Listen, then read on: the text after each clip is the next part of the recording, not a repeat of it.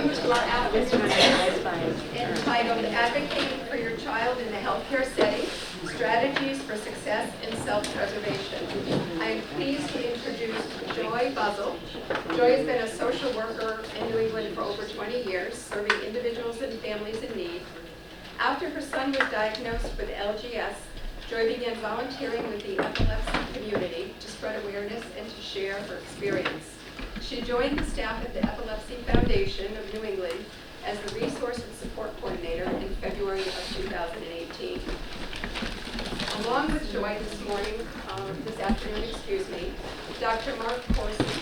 Mark has extensive experience working clinical role both as director at the Metabolic Clinic Children's and then later at Tufts Medical Center, as well as associate professor of pediatrics at Tufts University School of Medicine until 2014. We'll talk a little bit more about Dr. Corsi's bio after his later workshop. Joy?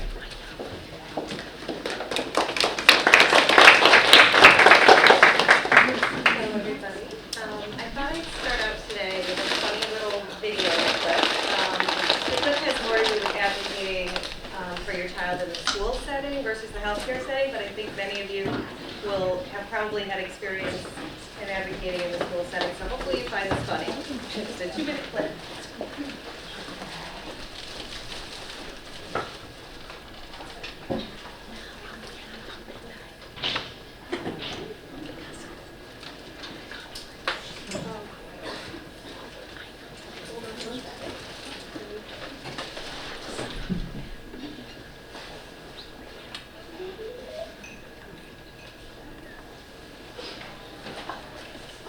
Children have problems in school sometimes. Your child is fine. Trust me, I'm from the school district. But he is in 3rd grade, and he still cannot read. Your child is fine. You worry too much. He gets headaches and cries a lot. I get headaches too, and sometimes I cry. Jacob is fine. His name is Zachary, and I think he needs to be tested for a learning disability. He cannot read. He just needs to try harder. It is probably your fault. You help him too much. I do not think it is my fault. I think he might need special help. Please evaluate him. We evaluated Jacob 4 or 5 years ago, and he was fine. My son's name is Zachary, and he was not here 4 years ago. I think you are thinking of a different student. Okay, we will test him next year. It is too late to test him this year. It is almost summer. It is February. It is almost summer. We do not have time to test him. We will test him next year. It is snowing. It is not almost summer. I think you do not want to test him. Okay, we will test him. But first you must sign many papers. You must come to my office and sign these many papers. Okay, I will come tomorrow. Do not do that. It will not waste enough time. It will be slower if I mail the many papers to you. Then you will sign them and mail them to me. Then we will test Jacob. Zachary, when will you test him? I do not know. We are very busy. It is almost summer. Who will do the testing on my child? Dr. Johnson. He is very smart. He has a PhD. He will tell you that Jacob is fine and that his problems are your fault. You should not help him so much at home. You worry too much. You give Jacob headaches and make him cry. My son's name is Zachary, and Dr. Johnson has never met him. How do you know what Dr. Johnson will say? Because that is what he always says. He is very smart. He has a PhD. What if I do not agree with Dr. Johnson's report? Dr. Johnson is very smart.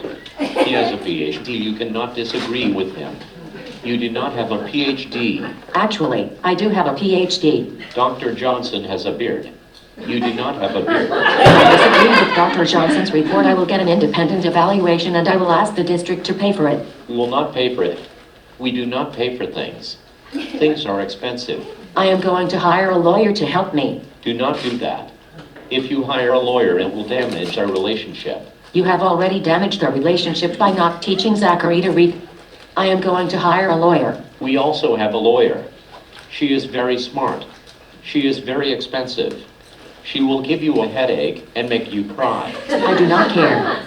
My lawyer is smart too, and the law is on my side. Our lawyer charges $400 per hour. Your lawyer charges less. Our lawyer is better. Now I understand why my son cannot read. I am going to hire the attorneys at Frankel and Kirschenbaum. They will make you teach my son to read. If you cannot. Okay, we'll stop it here. It goes on a little bit longer, but I just thought it was funny. I hope you did too. So I live in New Hampshire, and I have 2 children. My older son is 18, and he's a senior in high school, looking forward to college. And my younger son is Seth, and you can put him up there so you can see who I'm talking about. Seth is 14, he's almost 15, he'll be 15 next month, and he's about developmentally 2. He has Lennox-Gastaut syndrome, which is a very rare and severe form of epilepsy. And because of all of his seizures and the medications he's been on, it really impacts his ability to develop and grow and learn typically as normally. So Seth was a perfectly healthy, happy, normal baby, his first year of life. And it all kind of went downhill at 14 months when we took him out of the crib and he was in a full seizure and blue. And, you know, I'd never even seen a seizure before, so it was very traumatic. And I thought, he wasn't shaking, he was just stiff and blue, but I thought, he's dying, what is this? And from there, we found out it was, you know, a seizure disorder that was very impossible to kind of get a hold of the seizures. So we've been chasing seizures and trying to get control ever since, despite multiple medications and brain surgery and ketogenic diet, sadly, that didn't work for him, and a VNS implant, coma, you name it, we've tried it. But recently he has been involved in the trial for Epidiolex, which is the recently approved CBD oil, so yay, and that's worked probably better than anything. So it's try to keep hope that there's new things coming out all the time. So that's Seth's story, but like many of you in this room, I've experienced and learned things that I never ever wanted to. I've kind of become an expert in seizures and epilepsy and everything that goes along with that, developmental delays. So at some point, probably all of you also in this room have had an experience where you haven't been taken seriously by your child's healthcare provider. And hopefully it hasn't happened much or often, but it happened to me, and it happened, I have some pretty traumatic memories of it happening, and happening at the worst time when my child was just starting to have all these weird, crazy seizures, and nobody was believing me. You know, I find it impossible to believe that he's seizing more the more medication I'm, you know. So you're having all of this trauma and crazy stuff going on, and with me it was bad because it was when he was first starting his journey, and yeah, so I'm sure you've all been in that space at some time or another. And at that point, I really found that that's when I was going to have to be the voice for my child and be an advocate for him, and do things that weren't comfortable for me to do. Any child depends on their parent to be their voice and their advocate in their healthcare, but especially us with our children, with their complex medical needs, and yeah, so it's a little bit different. Does it mean being pushy? Yes, unfortunately it means being very pushy, and that's hard for someone like me who, my personality is not pushy. I don't like conflict, I don't like confrontation, but you realize pretty quick that you have to push to get your needs met, and you have to get comfortable with basically being uncomfortable all the time in every situation. So I'd just like to mention, if you are having problems or concerns with your child's medical provider, don't forget about the social workers at the hospital. They can be a great resource. They're there to give helpful advice and to help you navigate the system, and also the child life specialists. Those are people there to help you, so just keep that in mind, because we often kind of forget that they're there, and they're great resources. I just want to talk today about 2 of the areas that I have found to be really important in navigating for my child and his health care.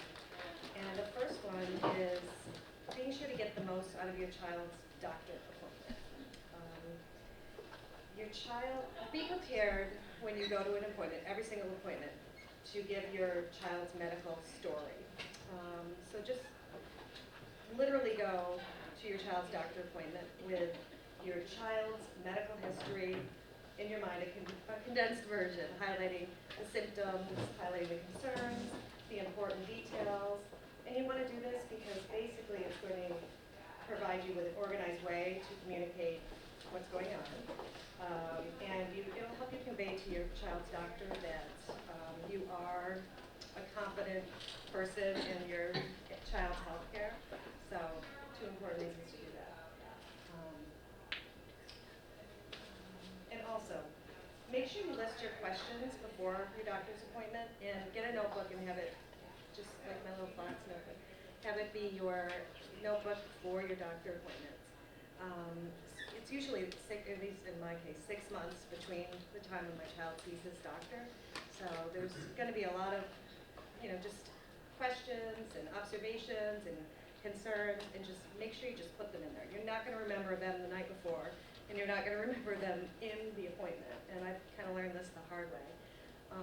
So have a special notebook, use it, write everything down in between the appointments. Doctor appointments are so stressful, and stress impairs memory, and you're not going to remember everything. So use your little notebook, and make sure you get all those questions answered, obviously, before you leave. And the book will also serve as a really great record for you for down the road. And you might not think you're going to need it, but now, I can't remember, did I try that med with him or not? Or, you're going to have it right there. So it's a good record and a good history for you to keep without having to call the doctor for that advance.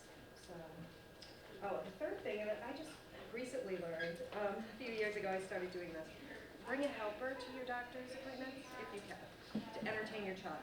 And I don't know why I didn't do that 100 years ago, but because my child acts like a 2-year-old, and I used to think, why do I have to take him? I don't even want to take him to his own doctor's appointment. I want the doctor to help. So I started hiring my niece, who's actually my son's age, and because she's developmentally typical, and she just loves him and adores him, and he loves being with her, and they're playing together, and so I get the focused time with the doctor. And then I can take notes, and it's just so much better. It's better for everybody. So I highly recommend you do that if you're not doing that already.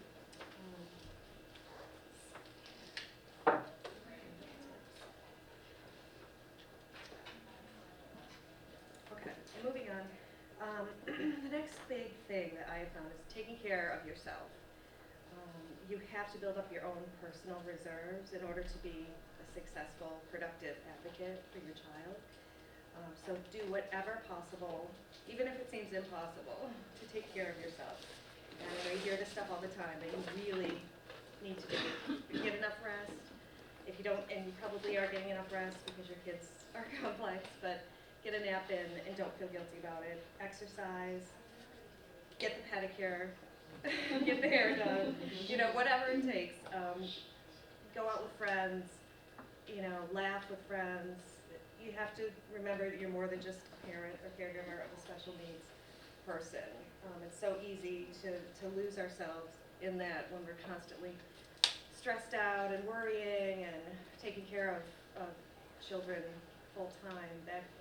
Back in the day, my son wouldn't be at home. He would have been in an epilepsy institution, and I think about that sometimes. And that's pretty intense, dealing with your life and your job and your other kids. So it's not selfish, it's self-preservation. It really, really is. So just remember to take care of yourself.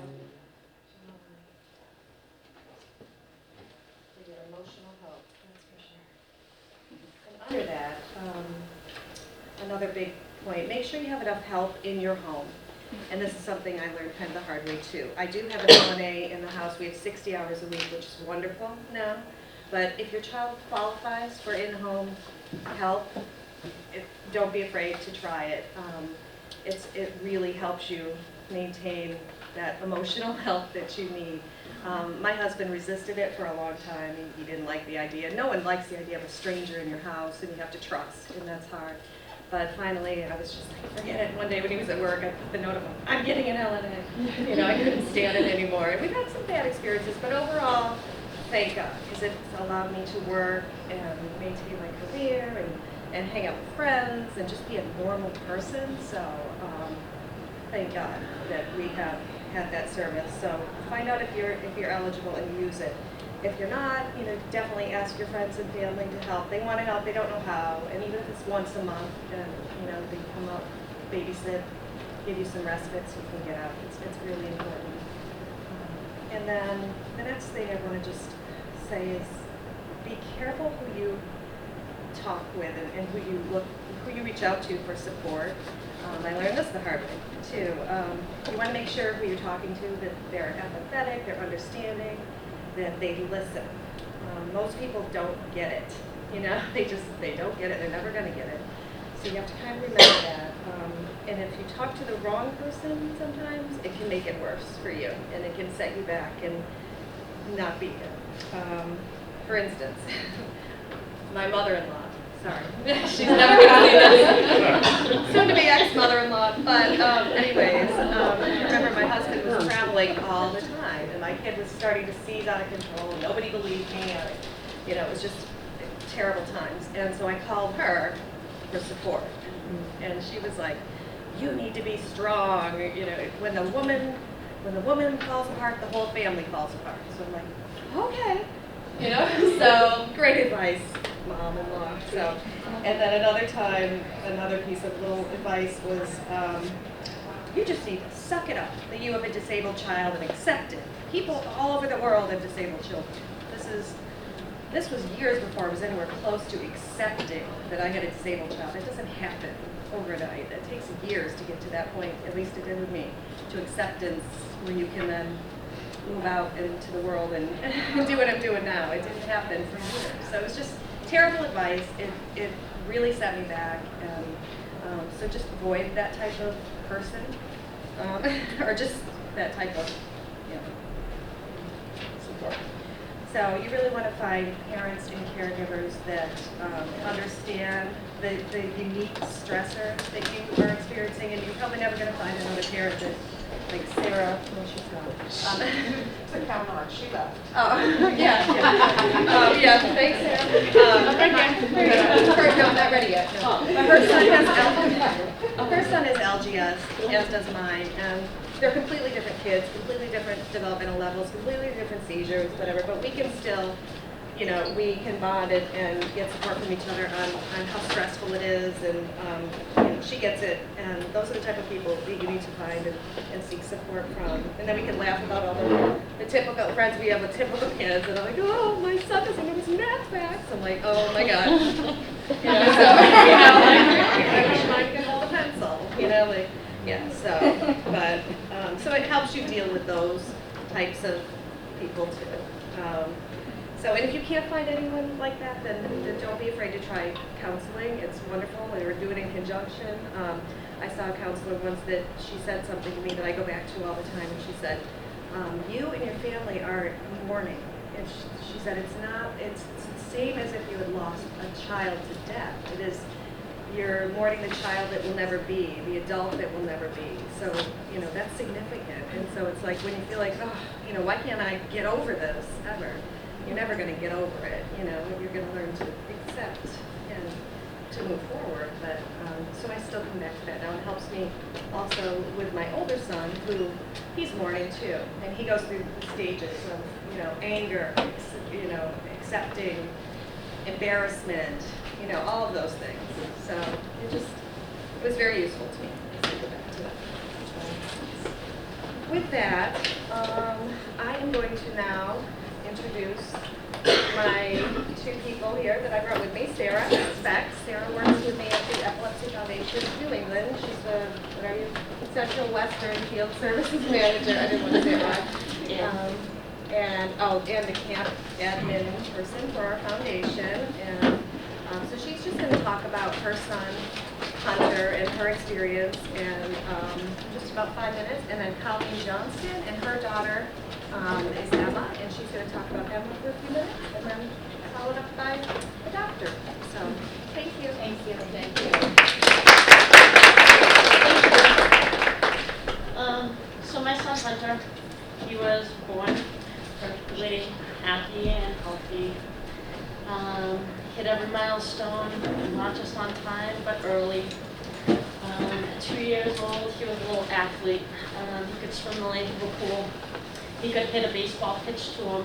He could run with a soccer ball. He could dribble a basketball. He could ice skate. He was, by his 3rd birthday, he was reading level 1 and 2 books. He was writing up to 3-word, 4-word sentences. So the visions, the bragging, how he was a little genius. He was going to be my all-star athlete. Never had temper tantrums. He was just such a happy-go-lucky kid. Listened so well in the stores. If he wanted something, no, Hunter, you don't need that. You're right, I don't need that, and you put it back. People were jealous. So 3 months after his 3rd birthday, I started noticing something, a weird movement. And I took some videos. I didn't know what was going on. I started asking a couple of people in my family, and they said it was in my head. So I let it go for a little bit, maybe like a week.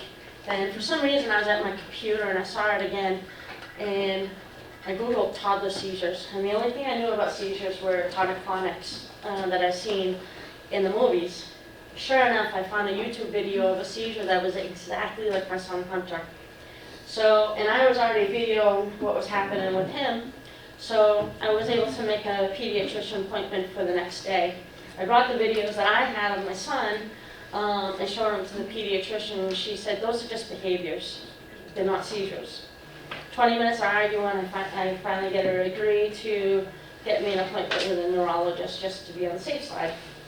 I never got a call back from the neurologist's office. Well, I did, but it was a month later. But that Saturday, he was unresponsive in my arms. I ended up rushing him to the hospital where the tests were done. 2 days later, the doctor walks into the room. He was inpatient and says, your son has epilepsy. I already knew it. And then at that point, she said, he's in critical condition. And Hunter at the time was walking around talking and laughing. And I'm like, how can you be in critical condition? So during all this, he was seized 95% of the day and constant in his sleep. So took a couple more days, and they finally said he had Deuce syndrome, which was 1 to 2%. Could only get a couple other words, names that I knew that could be worse. So he started forgetting some things. So I got him right into help for school, special education and stuff like that at 3 years old, so he wouldn't go backwards. On his 4th birthday, he was in coma with a flu for 3 weeks. By the time he woke up, he couldn't walk, couldn't talk, couldn't do anything. I was told that he may never be able to again, but me, I'm stubborn. Hunter gets my stubbornness. He's worse than me. And he can walk today, and he doesn't shut up. So, which is actually the way he talks.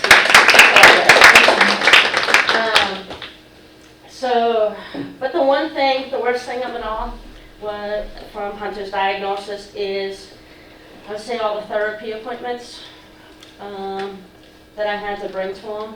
I went probably from one therapist to another because nobody wanted to help him enough. Nobody understood his seizures. They only knew the textbook seizures because, like Joy said, LGS, after his 4th birthday, his diagnosis also changed to LGS because of the cognitive delay.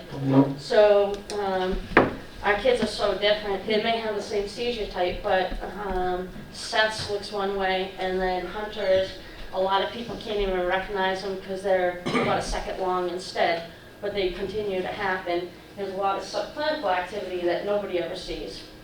So the therapist couldn't understand it.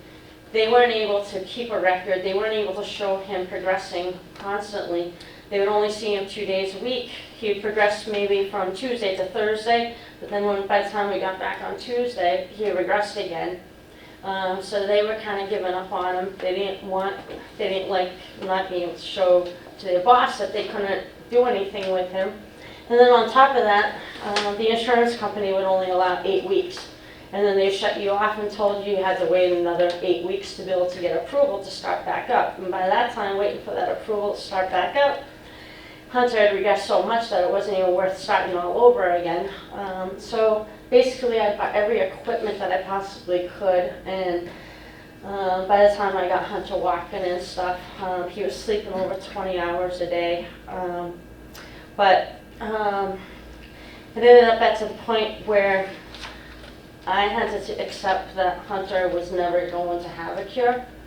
I was so much into it that I was going to cure him. And there is a part of me that I mourn my child that I once had, because he is a different child. But it kind of is what made me who I am now. And his epilepsy taught me a huge lesson. And because of his epilepsy and because of all that and the acceptance, that's when I actually started reaching out to the Epilepsy Foundation. I myself was a parent at a camp, and then a year later I was going full-time to work for the Epilepsy Foundation as the camp admin.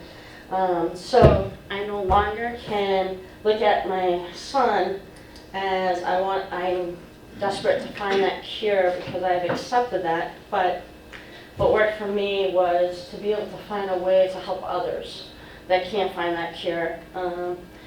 My motto is to live every day as if it may be the last, and with no regret. So with that I don't know if something will happen to Hunter tonight or tomorrow night, but I know if it does, I'm not going to regret saying no about something. And a lot of people say I spoil all too much, but it's the way we have to live our lives. So for everyone to get through this, we all have our different ways, and I think everyone needs to find their way, what helps them the best way to be able to get through, because we don't know what will happen. And the smile on his face was at one of our sailing camps, but that smile was because it was the 4th day and I realized he wasn't having much fun down there because I was trying to be the camp admin to all the other kids and make other people watch him. Well, everyone wanted to be really strict with him. I'm not a strict mom. I don't helicopter him. I know he's going to fall. I know he's going to have bumps and bruises. I actually had a party for when he broke his thumb. We got to go to the emergency room as a typical boy broken bone thing. But the smile was because we were on a sailboat and I was hanging him off the edge of the boat with his head dangling in the water, having to laugh his head off because he enjoys that. He's very crazy. I've caught him in the air because he thinks he's Buzz Lightyear. But,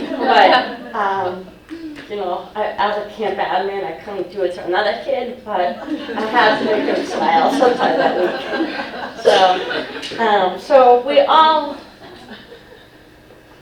have to find our own ways to be able to get through it, and especially as a parent, we don't, and it's hard to figure out what your child exactly feels and is going through when they can't describe it. But, and for me, it's being able to find ways to be there for other families and provide fun camps for other kids that have epilepsy. So, and Colleen has hers to share.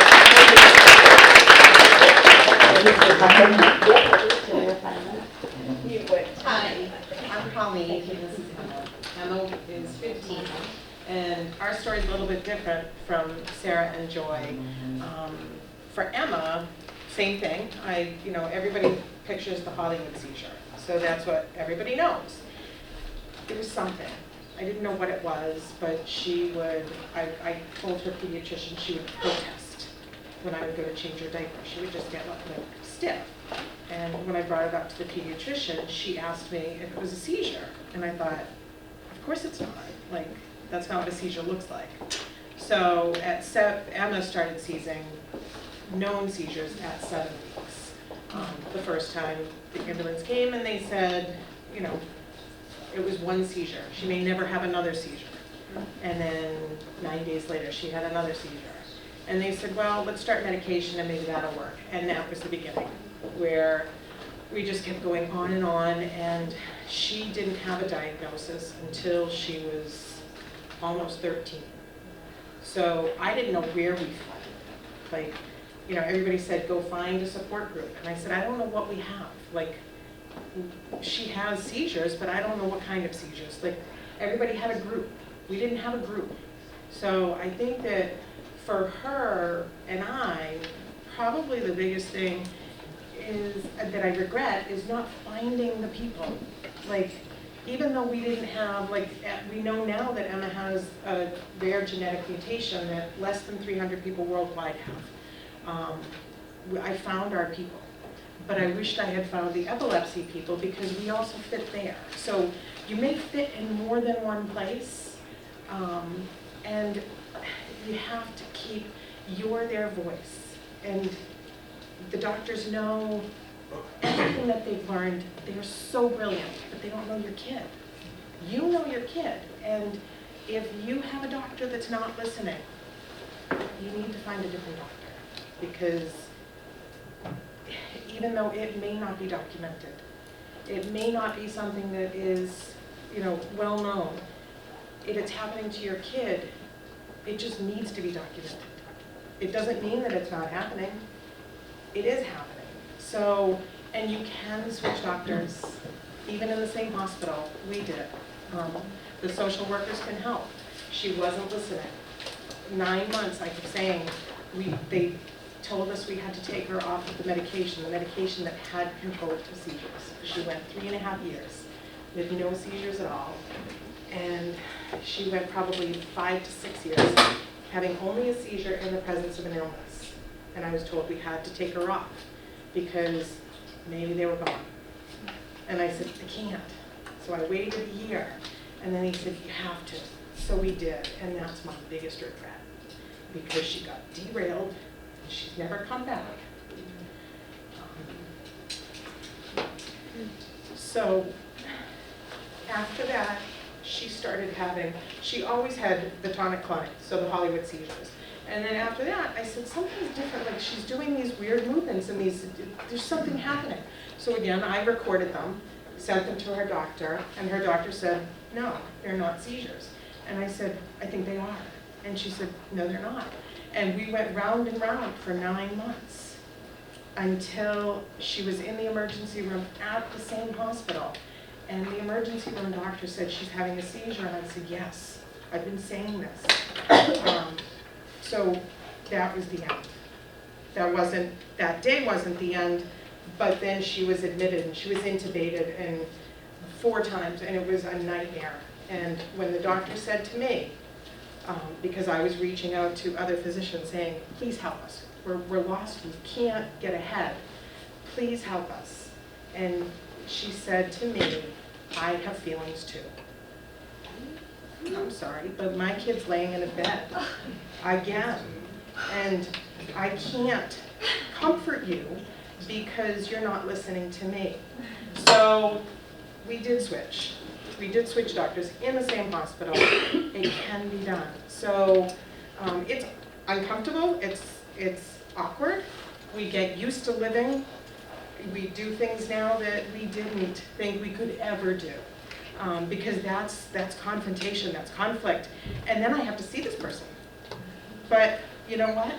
She's the one that matters. I'm not here to make friends. I'm not there to make the enemies either, but at the end of the day, you're their voice. So it can be done. And you can go on and you can have a great relationship.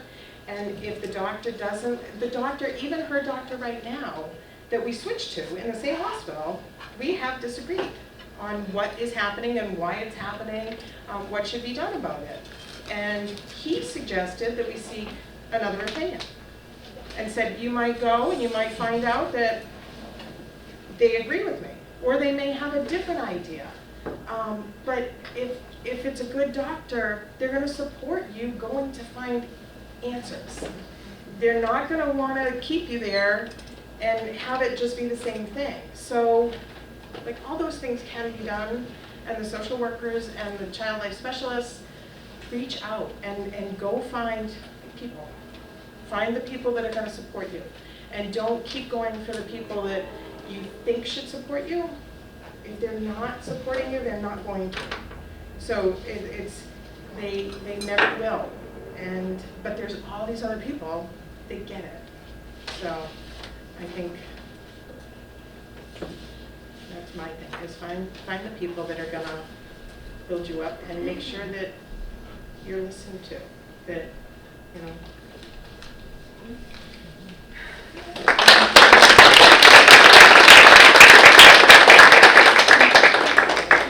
So as a member of the, as a medical doctor and as a member of the system, I want to open by apologizing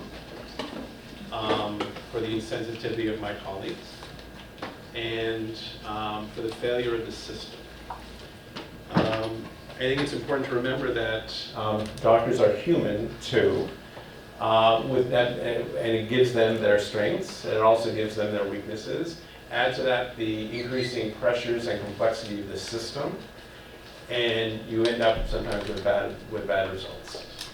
And I've witnessed, the most amazing compassionate care given by some colleagues, and I've seen situations like this one where the mother, who is a very knowledgeable, educated, assertive parent, was dealing with her sick child in the hospital, and she developed a reputation because she was so assertive. And so it was the end of the month, and so the attending physician, handed over to the next physician, and I happened to see him, and I said, oh, by the way, I want to talk to you about Joey. Joey's not his real name, but I want to talk to you about Joey. And his response to me is, oh, I haven't seen Joey yet, but I know about his mom, I'm prepared. And I said, you haven't met him. You're going in with that, you haven't even given Joey a chance. You haven't given his mom a chance. And that, made me feel a little sick. So with the apologies out of the way, I did make some notes on the attendance. One is, and this is, I think, very important where epilepsy is concerned, if you have intermittent events that are weird, there's no substitute. The saying, a picture's worth 1,000 words. There's no substitute than to videotape what is going on. Take out your phone and video and show, this is what I am seeing. Even a doctor can't describe it well. And if a doctor can't describe it, at least a picture will. So go in with, it doesn't have to be seizure events, it could be any sort of behavioral events. Things that happen that are time limited and are intermittent, go in with that to show. So that's one thing. The other thing is, if you're having a difficult time convincing a physician of something, get an independent report. If a teacher witnesses, it doesn't even have to be a medical person, but someone who sees children, someone who sees a lot of people and can witness and document it, that is worth, because it takes the opinion out of the doctor's mind that, why are you so invested in your child being sick? Like, why are you pushing this? Your child is obviously well. So if you have independent verification, that is very, very useful. As said, especially if you have a child, go with someone who can occupy your child during the visits. You can focus on the doctor. But if you're going to hear important information, have someone else there witness with you to hear the same information. Because it's like you hear, the story. Once the doctor says the word cancer, you don't hear anything else. And the counseling session goes another half hour and you don't hear anything because your mind stopped at the word cancer. So it's useful to have someone else there with you, so afterwards you can compare notes and say, what did the doctor say after this? And so that's one thing.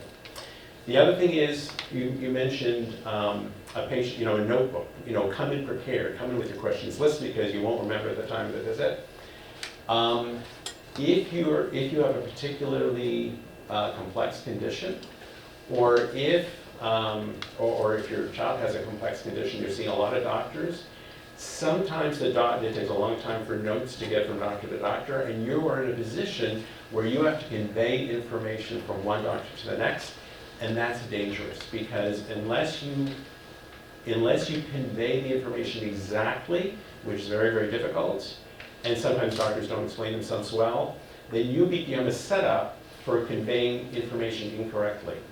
And what is a useful tactic, especially if you're seeing a lot of doctors, carry a notebook and have the doctor write a 2-line summary, impression of the visit in the notebook. And most doctors will resist at first, but it's actually very good, and most will do it. And they write a summary impression, and you show that to the next doctor. So when they say, what did Dr. Jones think? You show them the book. You're not in a position where you're conveying information. So that has kept some parents out of trouble from that. Sorry.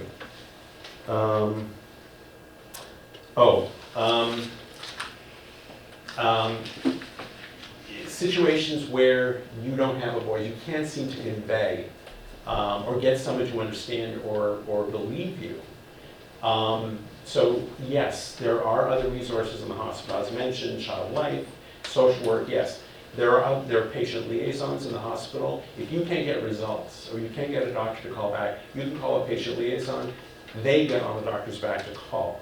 If you get in a situation where you can't get doctors to communicate with each other, you can get the patient liaison to convene a team meeting where the doctors are going to be sitting in the same room, so they duke out their opinions and come to a mutual agreeable approach, so that you're not forced to sort of pick, do I follow that doctor or do I follow that doctor in their opinion?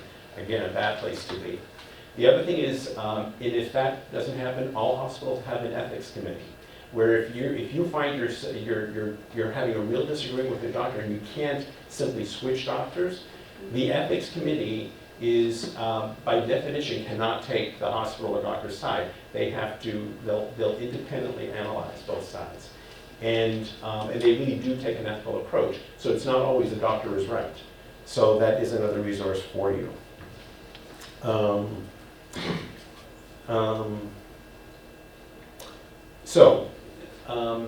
The A's. It's good to advocate. It's good to be assertive. It is not good to be aggressive, and it's not good to be abusive.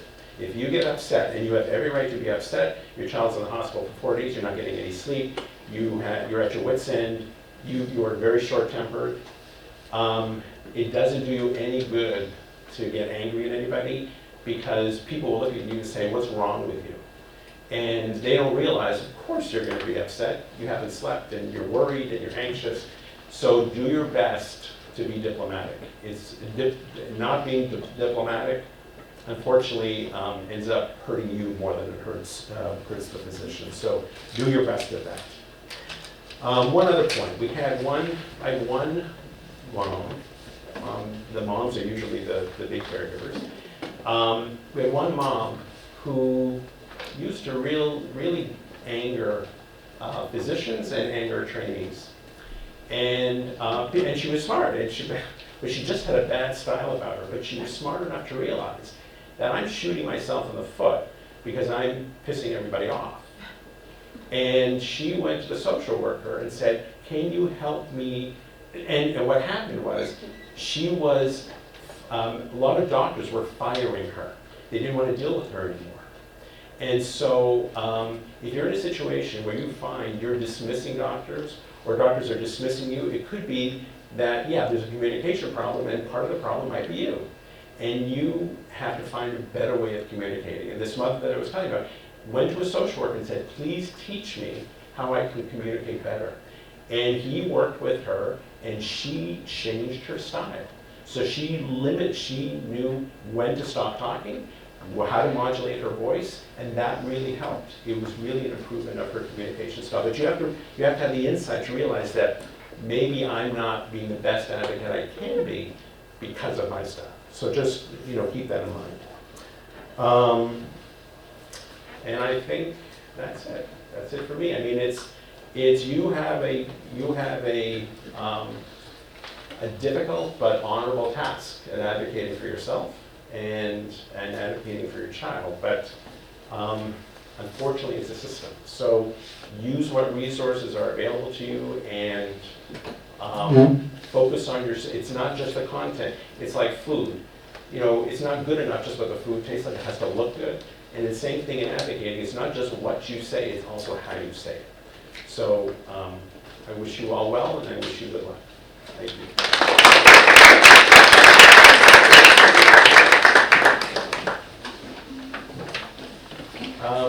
Should we take questions? Do we have time for questions? Questions or comments? You can come forward. Yes. So, as an adult, the thing that helps me most is having a one-page summary sheet of my doctors, my medical conditions, medications I regularly take, medications I can take if in an emergency, and medications I can't take.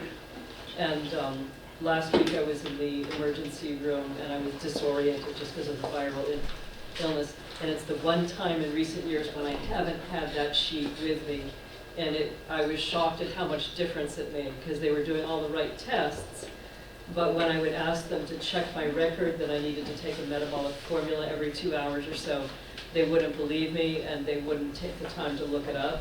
And so I went probably 6 to 8 hours without stuff that I critically need. And so I now have multiple additional copies all through everything that I carry.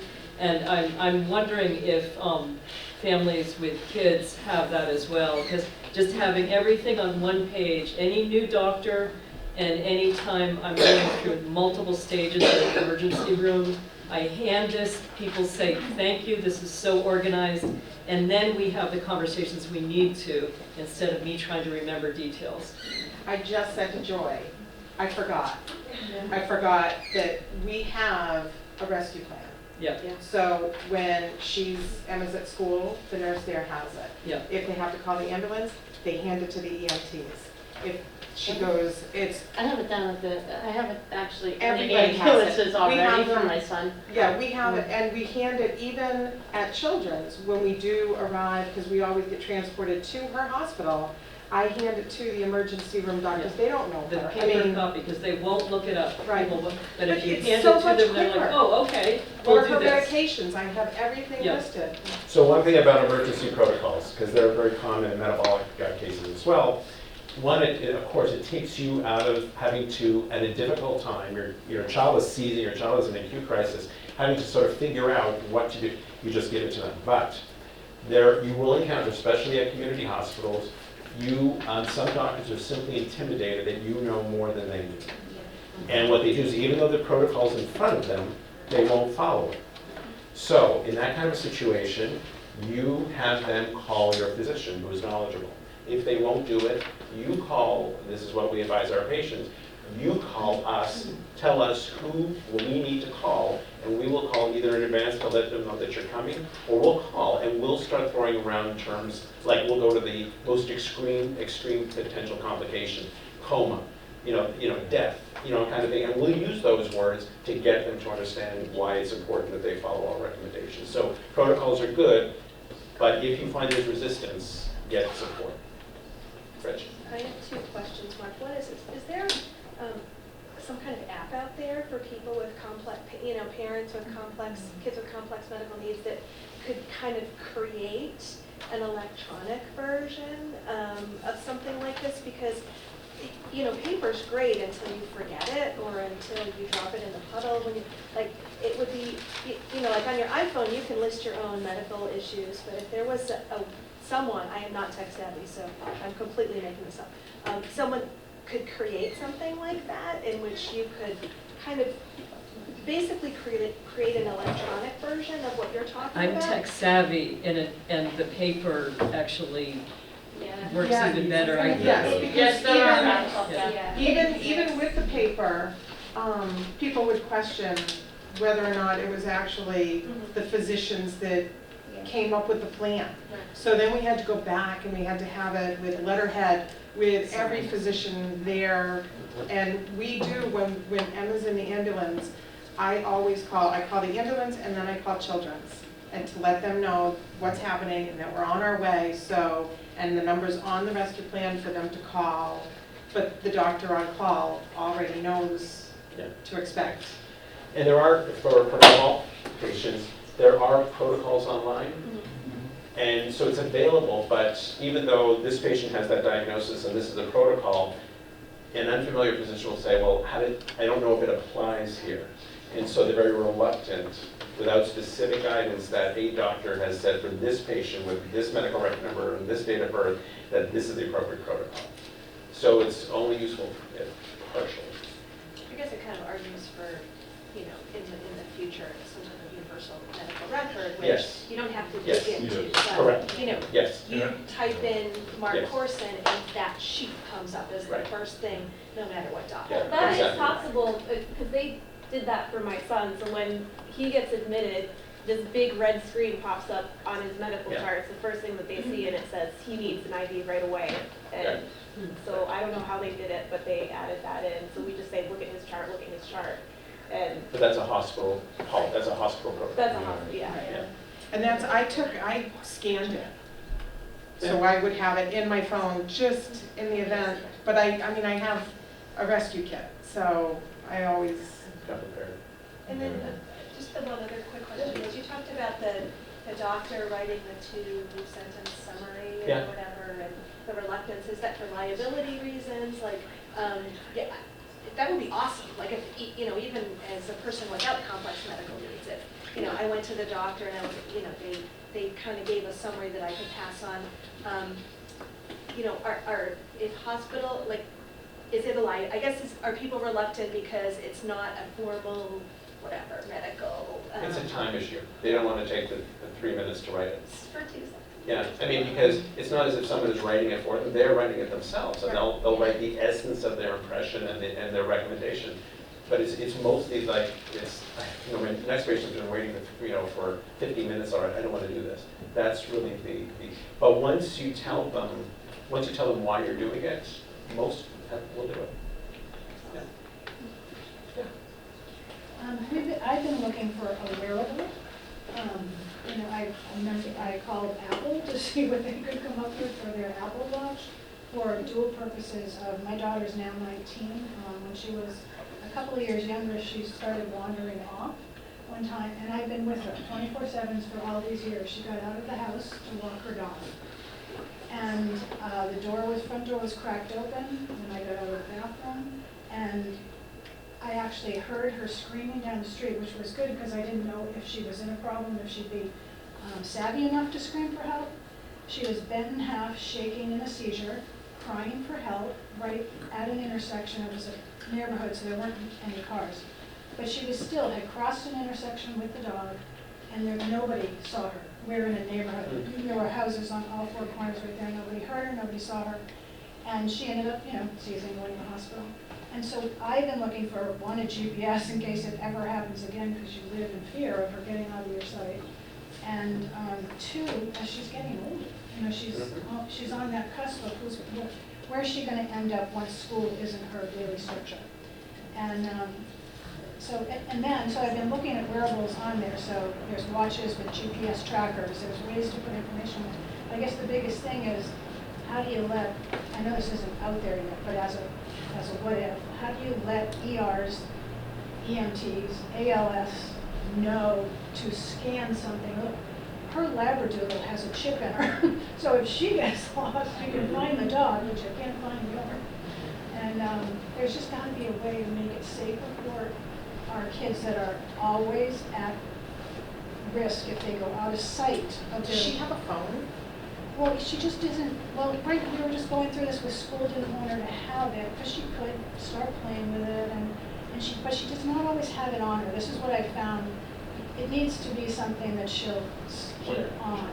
Because we have papers everywhere. We arrived at the emergency room one time, and one new nurse said, oh, so you're the family that has the protocol in the bathroom. We see it all the time.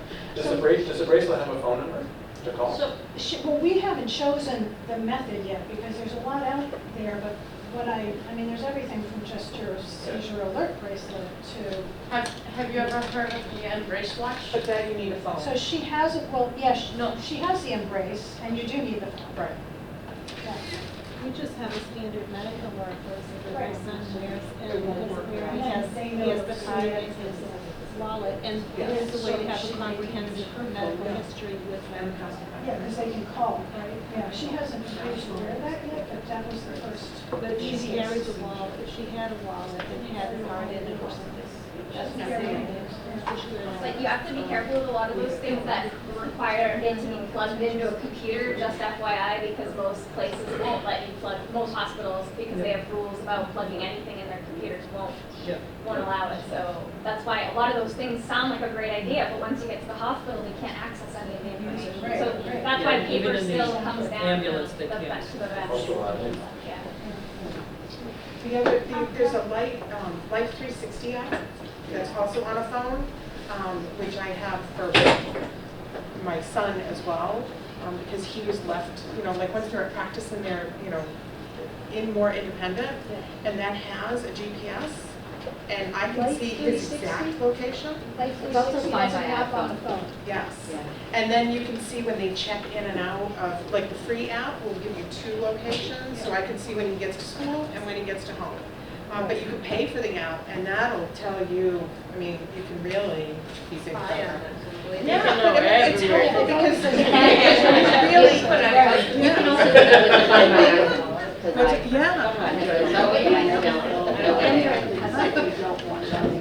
I think, so, did you have a question? I don't know if this helps. My child has a Keep Me Safe ID.